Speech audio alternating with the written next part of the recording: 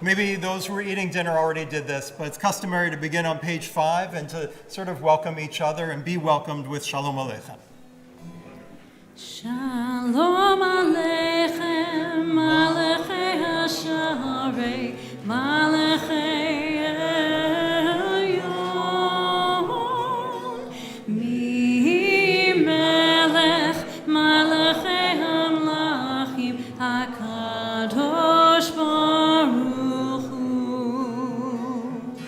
Boechem l'shalom, Malachei Hashalom, Malachei Elyon,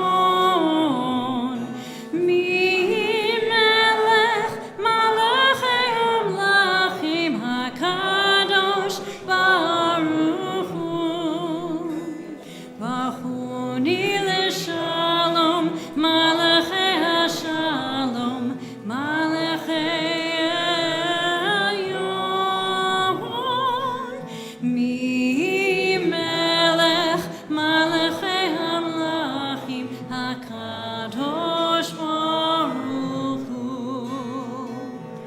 Tzeichem l'shalom, Malachei Hashalom, Malachei Elyon, Mi Melech, Malachei Hamlachim, HaKadosh Baruch Hu.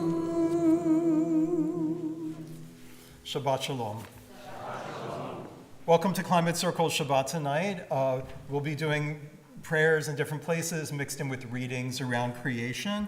I wanted to start by telling you, instead of some of the prayers that we often do, we may just speak the meaning of them and then move on to highlighting certain pieces. So if instead of singing Yedid Nefesh, and you don't have to, I'm not even going to give you a page number because I know you'll turn to it. I'll tell you that I was teaching Yedid Nefesh, the mystical piyut that begins the Kabbalat Shabbat experience, to my 6th and 7th grade class this past Sunday. And we have about almost 30 kids in the class. And they don't want to pay attention to the rabbi. So I said, okay, the Friday night service, just give me like 30 seconds. Friday night service, you say, let me be like an animal, like a deer or a mountain gazelle. Let me be like a wild animal who feels just naturally connected to God in the wilderness. And then let's follow that with a series of psalms that talk about the fact that everything, all of nature is making music. Music's coming from the ocean, and music's coming from the meadows and grasses. It's coming from the trees and from the sky, from the brooks. There's music everywhere. Everything is full of life. And can you listen to the music? Seriously listen. And join in with this new song that's never been quite exactly this exact song ever before. And then work your way to connection to God and eventually the Shema, which means to listen. And they actually listened to that because I kept it under 30 seconds in case you were timing it. And then I showed them sections I cropped out of the movie Baraka. Has anyone here ever seen the movie Baraka? I know it dates me. It's probably 25 years ago. It's in the spirit of Koyaanisqatsi, about 10 years later. So Baraka is a documentary with no words, and it's just images of nature and images of people praying. And all kinds of prayers, Buddhist, Jewish, Sufi, whirling dervish, the whole thing. And it starts with this long image of a snow monkey in a hot spring in the mountains of Japan. And for this, the students got silent. And those who had seen it before said, yay, the rabbi brought the monkeys. We watched this monkey just sitting there like my cat, like a dog, like the birds, like all of these animals that fill the meadows and the trees. And you see that most of what they're doing is listening. And they're in touch and responding to the environment. And so Climate Shabbat is really every Shabbat, because it's all of the time where we connect to God through nature as our wild self who received Torah in the wilderness as Torah came to us. So that's the spirit of Yedid Nefesh that we begin with. And instead of doing that, I'd like to invite up the Psalm for the Earth. I'd like Chloe to come up and read for us the psalm that was composed by teens at Beth Israel some time ago, also in the spirit of Adama.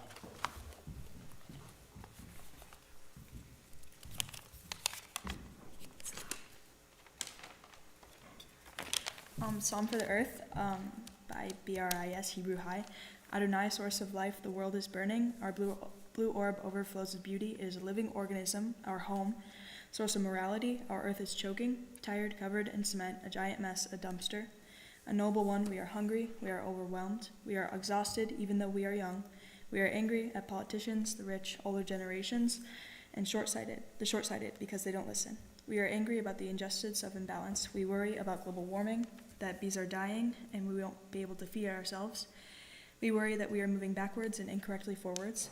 But if people in power would listen, if we could agree on facts, if people who care had voices and actually use them, if we use science to find solutions to complex problems, if people would realize that the time was now, then flat green lawns could turn into gardens, and the sun could power the planet, and governments could support it, then positive change would benefit all and not just select groups. Let us live in a world with drinkable water and breathable air for all. Let the world be diverse. Let it sustain songbirds, insects, butterflies, moths, dolphins, crabs, capybaras, rabbits, deer, squirrels, crocodilians, quokkas, polar bears, rhinos, forests, seas, deserts, grasslands, and icebergs.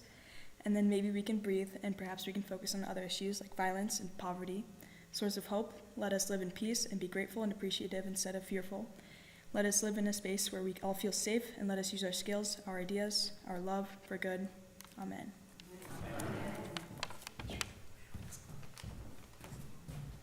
Or should I say Chloe? Okay, those who are at dinner know what I'm talking about. I'm going to match. Did you notice how the tone of that psalm changes?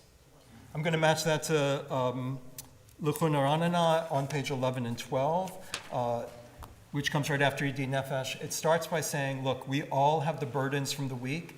Put down your burdens so you're not a beast of burden, so you can enter a spirit that renews you. So I'll sing it. L'chun Aranana l'Adonai Nariha litzor yishenu Nikat mafanav betoda bizmirot narihalo. And as we're weaving our way, you can see in the English through the earth's deep and the mountain crest and the sea and the dry land and everything, and we turn to the next page. We are interrupted by God interrupting the psalmist at the end, saying, don't weary yourself out through complaining. Find a way to gain energy from connection and hope, and from nature, and that's what I heard from the system of God. Arba'im shana akut bedor v'omar am tohe levavim v'hem lo yadu derachai asher nishbati v'yapi im yavon el menuchati.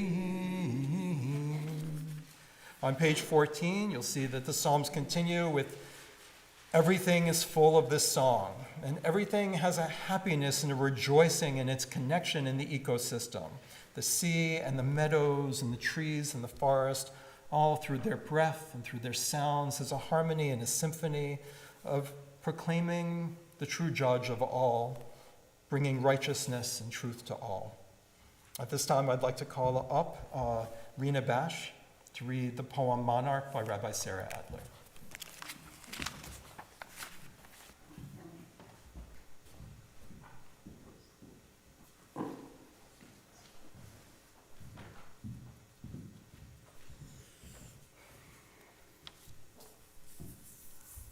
Monarch. The diameter of the egg, just a millimeter. When hatched, wide as a grain of rice. The effective range, a sticky centimeter chewed from green milkweed leaf.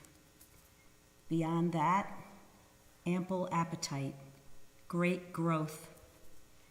Instar devours branch then branch. Around this, in a larger circle of plants and meadow, 5 species of bees and a hummingbird moth, dizzy in the pollen of the bloom. And what can be said when the chrysalid hangs like a golden lantern waiting for light? Soon she will emerge, float to the distant riverbank of another county. On flowered fields, she'll drink from petals, encourage fruit to form, then move on, feeding the birds, the farmer, the entirety of the world, the fullness of God.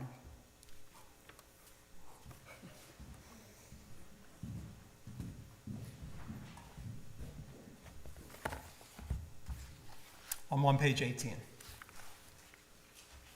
Call out to Adonai, all the earth. Break out in joyful singing.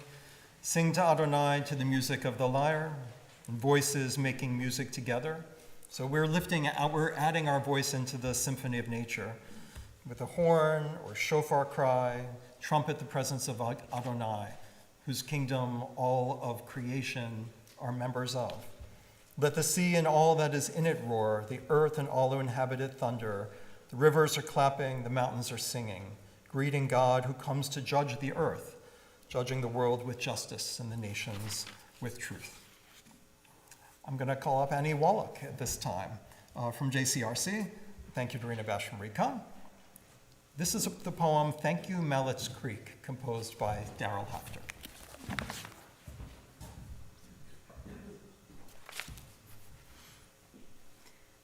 I didn't hear the glaciers roaring over what would be land or scraping up mountains to reflect in ponds. But I am told a place was made for tiny microbes waiting, watching, to become the plants and animals filling space. It was vast enough as well for human creatures as companions and competitors. Time, an unseen glacier, has given us some millions souls. Our occupation shrinks the land, we claim it all, to make it fit our will. The city planners straighten out unwanted curves, cut trees, and push annoying rivers underground. The builders say, let's leave the brooks alone. They cost too much to tame. They're waste, no use for our strict building codes. So they are left, obstinate witness to our human limitation. In forest patches scattered through the town, creeks break straight lines with willful pulse.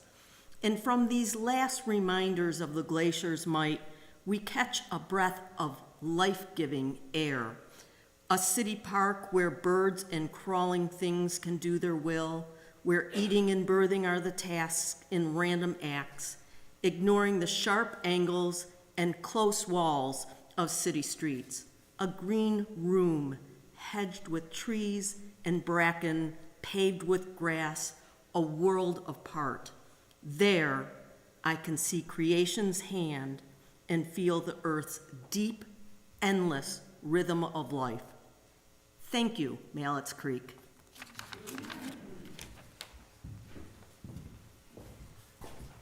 Leave it to Daryl Hafter to demonstrate to us how to show gratitude.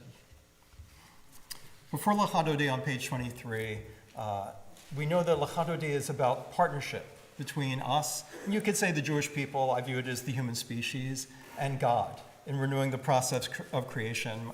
I think the clearest, most direct theological book written in 20 years is Rabbi Brad Artson, who was here last year, his book, Renewing the Process of Creation.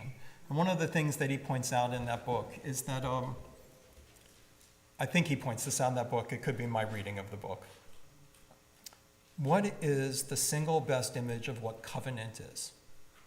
A relationship, because this is is it marriage? Is it the wedding ceremony of L'Chadodi between the human species and of God? What is a covenant? What does that partnership look like?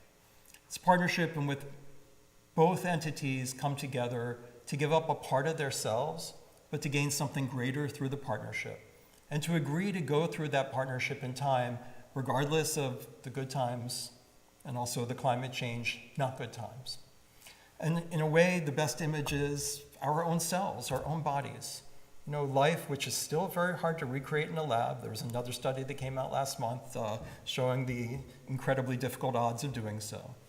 Originally came from some kinds of organisms coming together to give up parts of themselves, to join in symbiotic covenant, with other organisms. Our cells are still full of mitochondria with their own history and their own genetic material. Our bodies are ecosystems still in symbiosis between the brain up here with my DNA and the E. coli and the bacteria down here with their own history, their own tribe, their own DNA. And without it, I never know if it's Nadav taking a walk, as Lewis Thomas once said, or if I'm just the vehicle with which they're taking the walk. The image of partnership is our very body. It's life. It is ecosystem. It teaches us what covenant really is. We'll do the first 2 verses of Lecha Dodi, then we'll do 1 verse on the next page, and then the last verse. Feel free to sing along. Lecha Dodi likrat kala, Pnei Shabbat nekabela. Lecha Dodi likrat kala, Pnei Shabbat nekabela.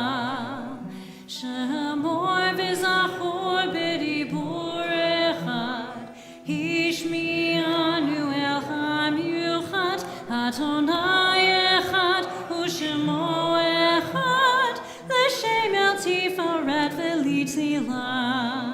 Lecha Dodi, Lecha Dodi likrat kala, Pnei Shabbat nekabela.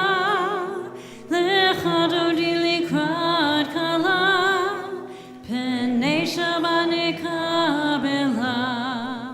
Likrat Shabbat lechovenecha, Ki mikor haberacha, Mihirosh mikedem nesucha, Sof ma'aseh b'machshmi latchila. Lecha Dodi, Lecha Dodi likrat kala, Pnei Shabbat nekabela.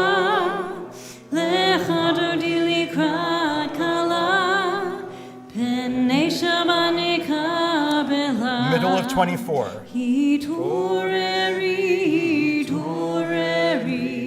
kiva orech uri, shedeberi, kevod Adonai alaich nigla.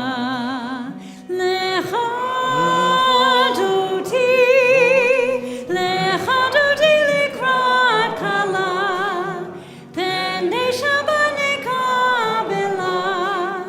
Lecha Dodi likrat kala, Pnei Shabbat nekabela. Please rise, page 25. Let's face the entrance. Ohi v'shalom aterepala, Gam b'simcha u'tzloha, Toch emunei avsigula, Boi chala. Lecha Dodi, Lecha Dodi likrat kala, Pnei Shabbat nekabela. Lecha Dodi likrat kala, Pnei Shabbat nekabela. We are never truly alone. We are composite people in a composite universe. Please remain standing for the Baruch Hu. It's on 39A. Lie da die die die die die die die. Lie da die die die die die die die. Lie da die die die die. Lie da die die die. Lie da die die die die die die die. Lie da die die die die. Lie da die die die die. Lie da die die die die die die die. Baruch Hu Adonai, Hamevorim.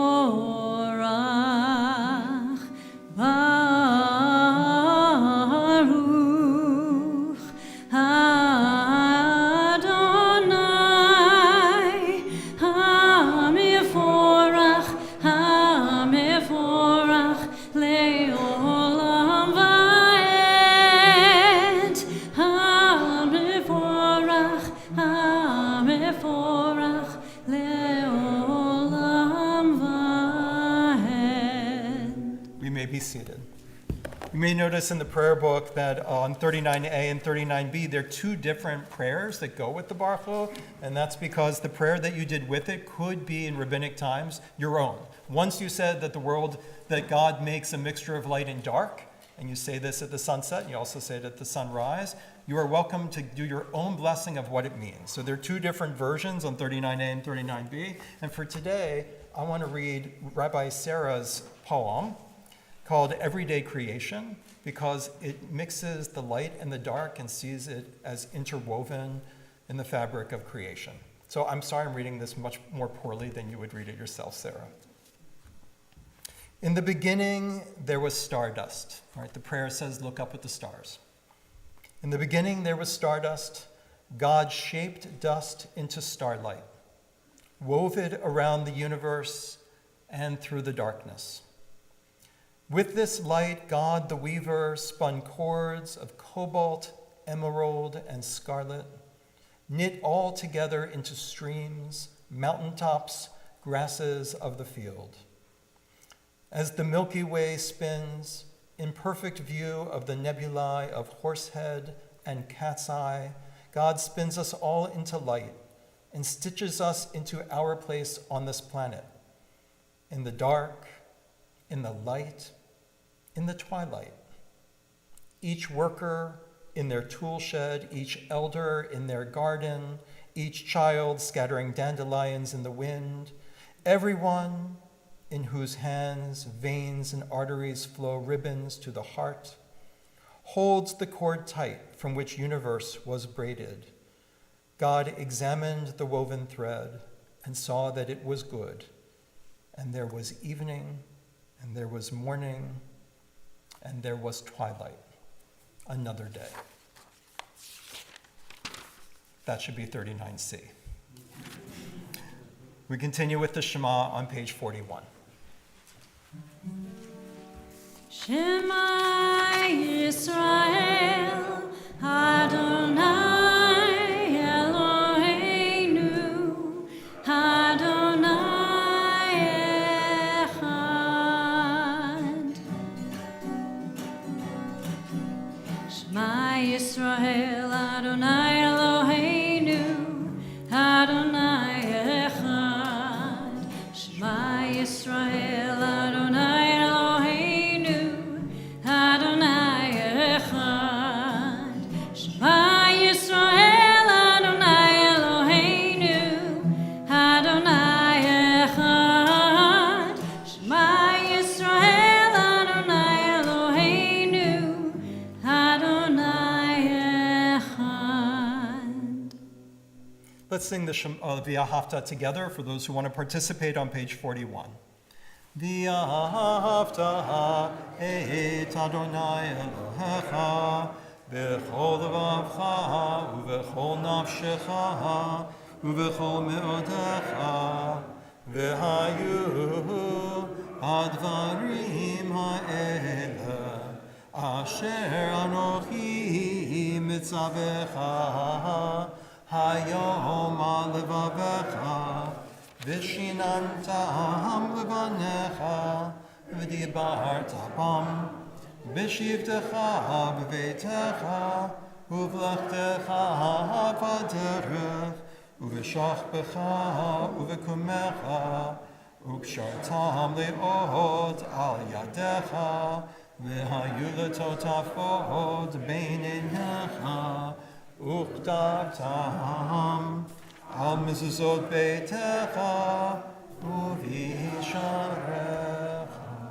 This is the time when the conservative rabbi says on page 42, read to yourself, and I'm not saying that today. You may notice that the next paragraph from Deuteronomy on page 42, from Deuteronomy 11, is an environmental one. And we almost always do it silently. And when I was a child, it was a brave thing at summer camp to say, we're not going to do this. And we're not going to do this because it's antiquated and doesn't mean anything. You really think that if you go serve other gods, I presume we mean Canaanite gods or something, then God won't make it rain and God will change the climate. Or if I don't go to synagogue and lay tefillin, God will punish us by messing up the earth and its fertility. But of course, that's not what it says.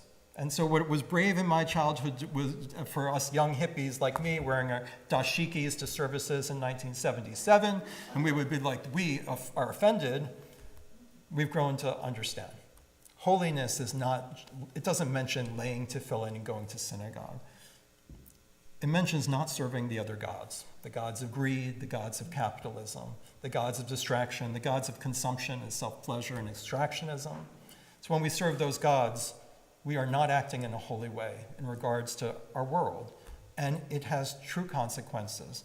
Not only that God's anger, and that's the anger of the very pond in which we are moving, flares up, the sky will change its rain patterns, the earth will not yield its produce in its normal way. And the good land that has been given to us will disappear as a good land. And so let's teach ways of holiness to our children, speaking of them when you sit in your home, when you walk on your way, when you lie down, when you rise up, so that, as Michael said earlier, the days of your children on the land that Adonai has given you will be as many as the days that the heavens are above the earth. Adonai Elohechem Emet. Let's turn together to the Hashkivenu on page 45.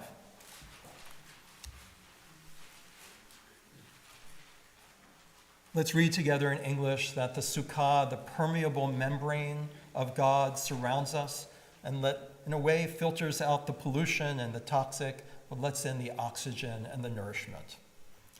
Together, allow us, Adonai, our God, to sleep peacefully. Awaken us to life, O Sovereign. Spread over us your canopy of peace. Restore us with your good counsel. Save us for the sake of your name. Shield us. Remove from us enemies, disease, sword, starvation, and sorrow. Remove all the evil forces that surround us. Shelter us in the shadow of your wings. For you, God, watch over and deliver us. You, God, are sovereign, merciful, and compassionate. Ensure our going and coming for life and peace now and forever. May you spread over us your membrane of peace. Baruch atah Adonai, who spreads the canopy of peace over us, over the people in Israel, and over Jerusalem. It's my honor to call up Don Levitt at this time from TBE to share with us another beautiful poem by Rabbi Sarah. I know she's like, what's up with all these poems? They fit perfectly. I mean, you're the psalmist of the congregation. Berry picking.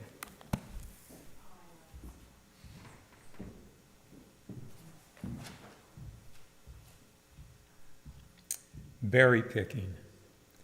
I'm concerned about blueberries, about global warming frost that nips spring buds, the water underground spreading its dioxin fingers into wells.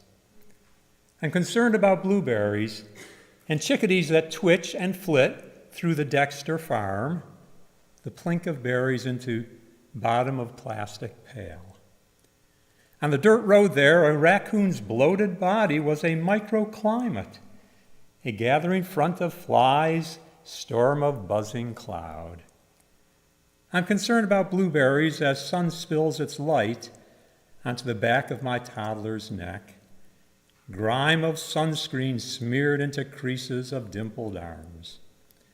Don't eat those yet. Let's wait until we're home to wash them. Wash away the spray, wash away the danger.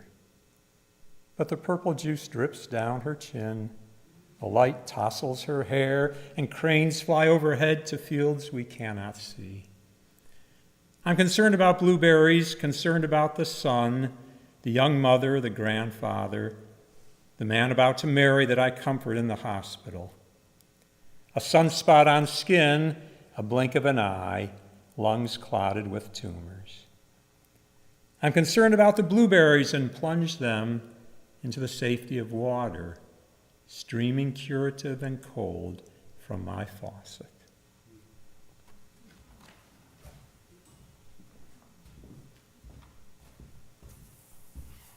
I'd like to invite up Rabbi Sarah herself.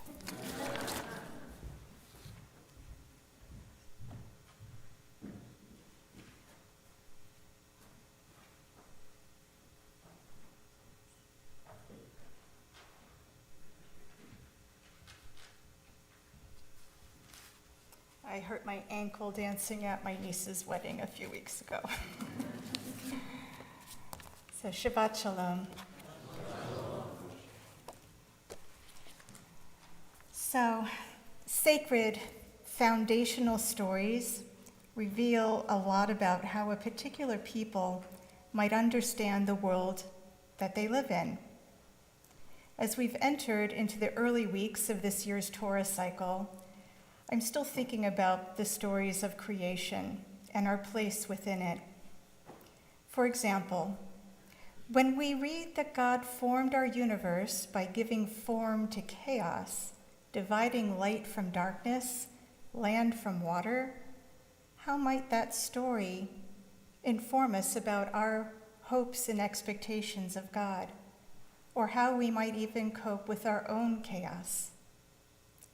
When God provides the Garden of Eden, granting power to Adam to give names to creatures of the animal world, what does that tell us about our relationship with wild things?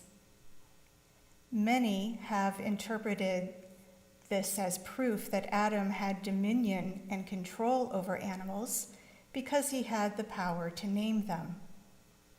However, the text explains that God understood that Adam was lonely and created animals, and later Eve, so that Adam would have companionship. The text reads, "And the Lord God formed out of the earth all the wild beasts and birds of the sky, and brought them to the human to see what he might call them. And whatever the human called each living creature, that would be its name." Naming allows Adam to understand and develop relationship with all other living beings.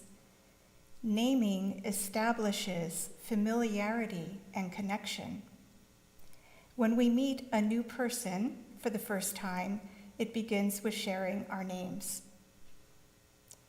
As somebody who is interested in words and in names and poetry, I have found that there is so much about the environment that I don't understand.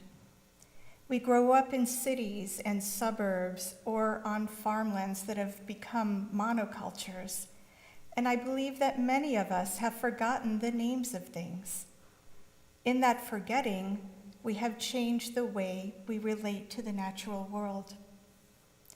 When we lose names, we lose part of our ability to connect. When we don't know what to call something, we sometimes lack the ability to care for it, or we become fearful of it. Living things, ecosystems, then become objects to eradicate or used as commodities. They become monetized and bulldozed away. I had noticed that even in my writing of poetry, I often don't know how to describe things. I might use general terms, grasses, trees, flowers, birds, but in doing so, I speak in generalizations. They remain a bit distant because although I find them beautiful and somehow important, I don't really know what makes them unique or understand their true place in the world.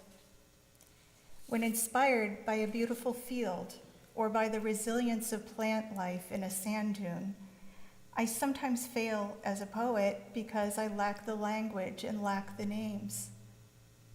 And so began the proliferation of field guides in my home. Books on wildflowers, deciduous trees, Sibley's guides on bird life and behavior, butterflies, moths, and skippers of the Midwest, and amphibians, reptiles, and snakes of the Great Lakes. In seeing more clearly the names of things, I learn about their relationships to each other, and I find that I care more deeply for them. Language develops from flowers and bugs into coneflowers, lobelias, hummingbird moths, red admirals, soldier beetles, and so on. In part, I became a naturalist because I want to become a better writer. but also because I want to know what to call living things and understand better how to care for them. In my work as a hospital chaplain, days can be difficult, holding each other's sorrows alongside my own. An important source of my own spiritual care and coping involves walking around my yard after work, taking note of how the milkweed is doing and who has been nibbling at it. I take notice of how plants are growing or how dormancy sets in for winter. There, I find peace in my own small portion of Eden, calling things by their names. iNaturalist and the Merlin Bird app are great helpers. As humans, we have the capacity to be curious, to question, wonder, and understand. Is it possible that this comes to us by way of the Garden of Eden? Was it really a terrible sin that Eve ate from the tree of knowledge? She listened to the serpent, looked and observed the fruit, discerned that the serpent was speaking the truth. One of my teachers, Phyllis Tribble, who passed away recently, asserted that Eve was perhaps the first rabbi. She observed, questioned, made a decision about eating the fruit. This act, despite it creating hardship and suffering, allowed us to inherit the wider world and have the opportunity for a more mindful, deepened relationship with creation and the earth. Along with that, of course, comes greater responsibility and very hard work. I'll conclude by sharing another poem. Thank you for indulging us. This one is about how we often fear what we can't name and about re-examining one of our foundational stories and trying to find blessing in the naming of things. So it is called Perhaps. Perhaps the serpent was not cunning, but concerned that the woman grow weary of the garden she was given. Perhaps the sensible snake knew the longing in her eyes as she traced veins of leaves in her hand, questioned the pulse of sap rising in the trees, puzzled the mist as it hugged the river at dawn. Perhaps the serpent, perceiving possibility, placed before her a question, a quiver in her mind, as she gazed through shadows heavy of foliage toward the stars they eclipsed. Then, that juicy bite was the opening, the birthing amazement of what lies outside, the gates, the discovery, the movement of her body and mind, lungs filled with cosmic dust and space. Even today, the reptilian slither at our feet as we walk in woods near home, flushes adrenaline into the heart, thrusts us forward to ask, what is this that God weaves in the womb, and what of desire? Pity. In our undergrowth, we remember the story wrong. The black racers, indigos, diamondbacks, and corals who quicken our hearts are not placed in enmity, but as twists in our path, charging us to explore, taste, palpate difference. Unknown fruits still cluster and bloom in gardens we inhabit, and serpents, our companions, hang in hushed question marks beside them. Forgive us our dominance. Forgive us our fear. Forgive us our venom. Forgive us our forgetting. So I wish you all of us, the blessings of curiosity, growth, and deepening connection. Shabbat Shalom.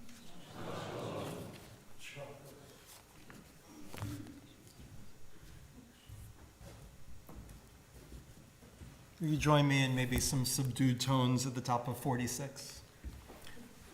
V'shamru v'nei Yisrael et ha-Shabbat la'asot et ha-Shabbat L'dorotam berit olam, less subdued be'eni uvein b'nei Yisrael oti le'olam. Ki sheshet yamim asa Adonai et hashamayim v'et ha'aretz uvayom Hashvi Shabbat vayinavash. We're going to have the Chatzi Kaddish and some time for silent prayer, and then we'll have closing prayers with Aleinu and Mourner's Kaddish and a special closing song. Since we have a silent Amidah, we don't repeat it at night.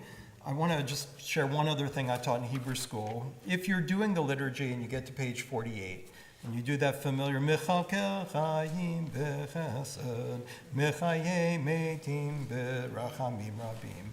So you're at that line which says that it's through this like kindness and love that permeates creation, that gives life to the dead, and it keeps faith with those who sleep in the dust. So when I was teaching that to the 6th and 7th graders 2 Sundays ago, I said, look, how has this been interpreted in the Jewish tradition? Is it giving life to those humans who have died in the past through continuing the tradition or keeping their values alive? And I gave them yet a Kabbalistic interpretation after that. And then I reminded them that some of the rabbis think that this was an agricultural prayer. What is sleeping in the dust when you've already collected your crop? You know, I'm thinking of Michael trying to get me, or Diane trying to get me to go to the garden and help out when it's at its worst point. The faith that you need to have when everything's been collected and the winter comes and the ground, there's something under that, in that earth that's sleeping in the dust, that's sleeping in the earth. The faith you have to have that it will grow again for the next crop, that you will have food to eat in your future in the great garden that we're all tending. And so keeping faith with those who sleep in the dust and giving life to the dead is the cycle of life. And it's the earth the relationship that we have with the earth. Please rise.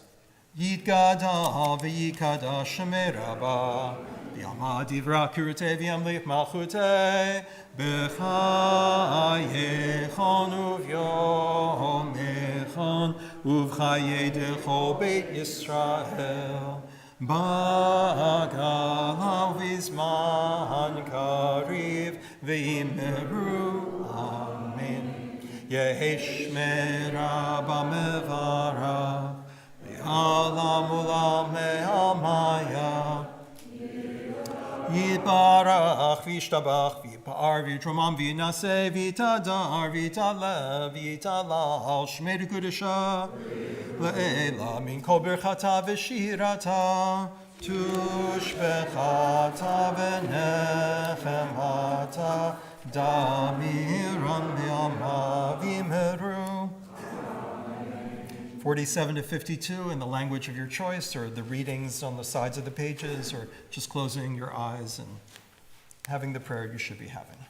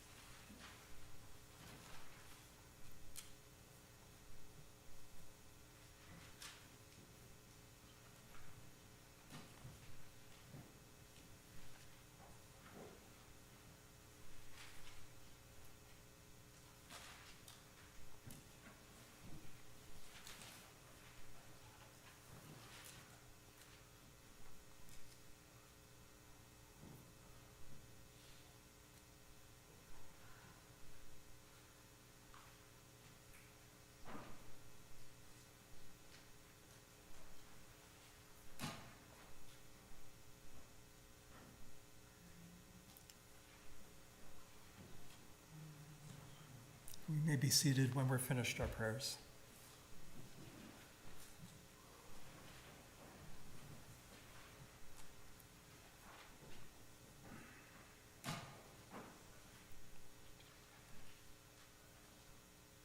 And I invite Diane Lehman to the Bima to share with us Battle of an Autumn Tree from Second Sight by Daryl Hafter.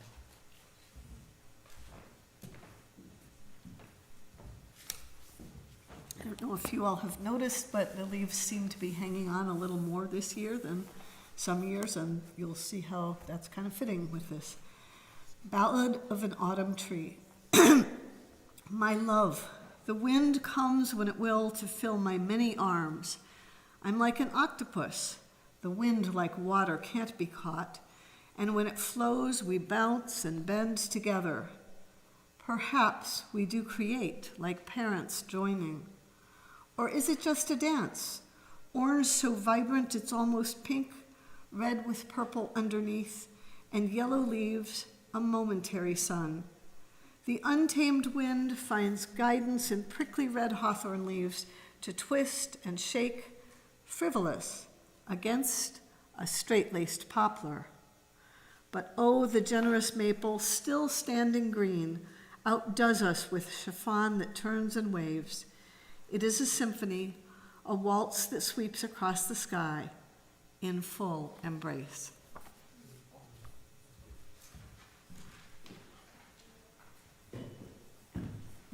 Please rise for Aleinu, page 56.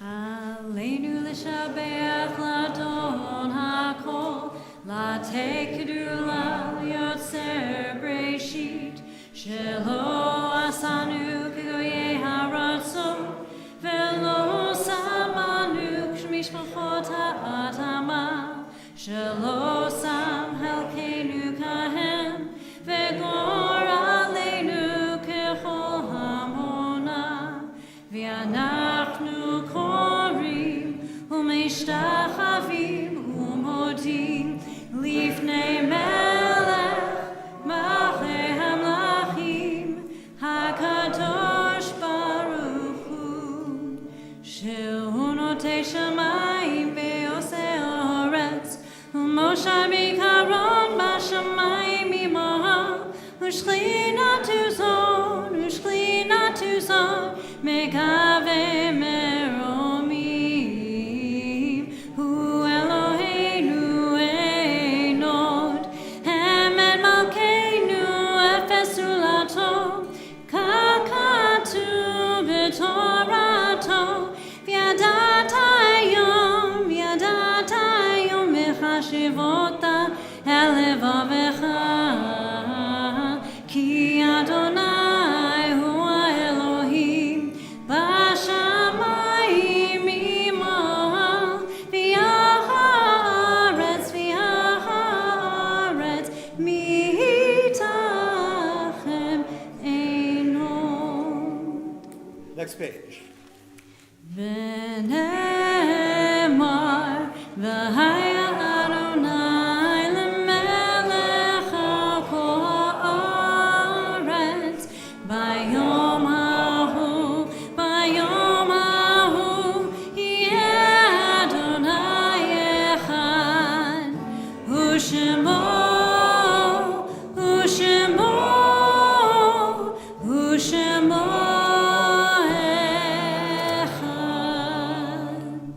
We may be seated.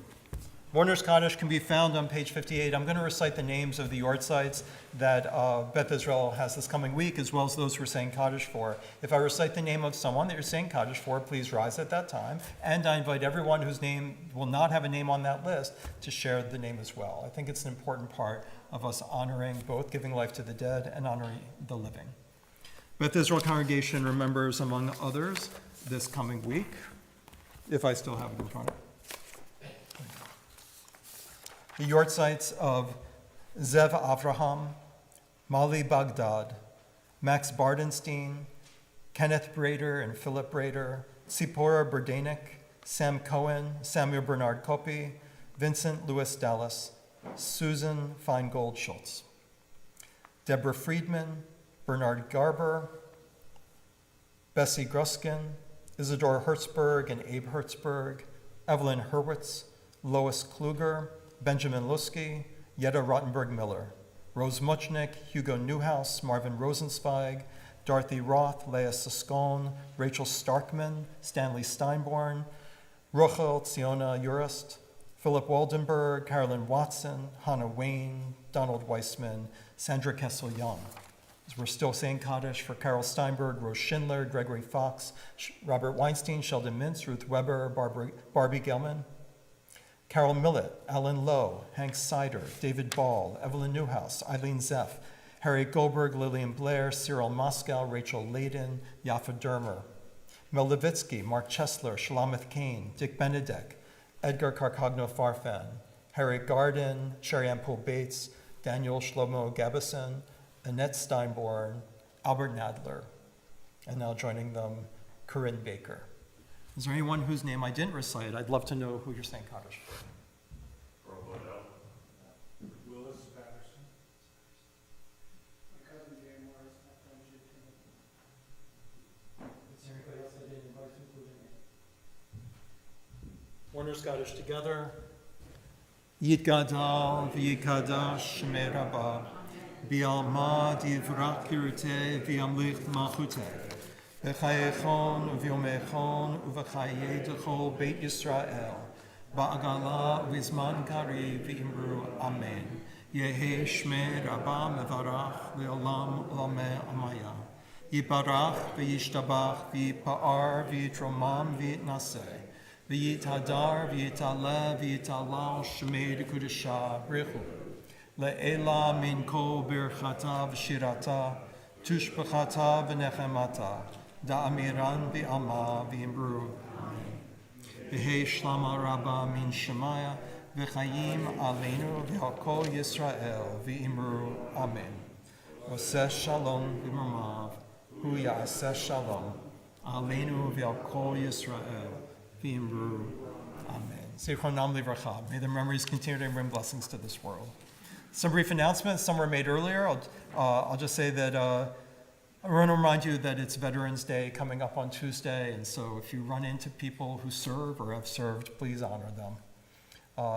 In addition, next Sunday, November 16th, is the Community Yonina concert with Yoni and Nina Tokayer, also known as Yonina. They're an Israeli musical duo that went viral with their home videos, reaching millions of viewers, and they are here in Ann Arbor. Tickets are $10, and they're available through JLive.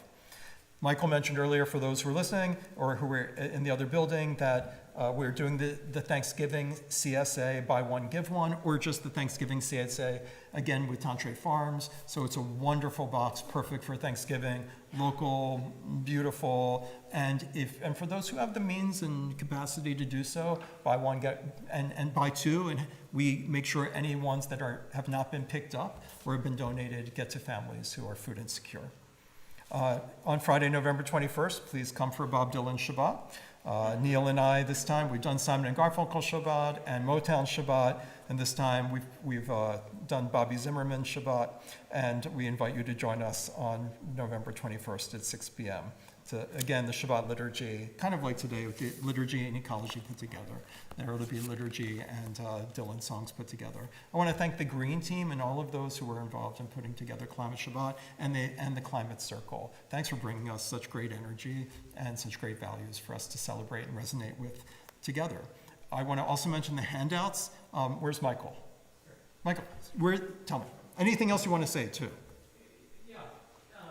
Okay. Yeah. Well, first I want to thank you back, and maybe you've never been doing it from here. Okay. Well, of course, thank you from Doug and Rachel Luckman for leading the service, and of course, all our wonderful poets. Daryl Hapton couldn't be here today, but thank you so much, Sarah, for the beautiful poetry and for all the readers of the poems, and of course, Chloe for taking on the mantle of our teens. Melanie Gorman for helping with the dinner, and the whole lead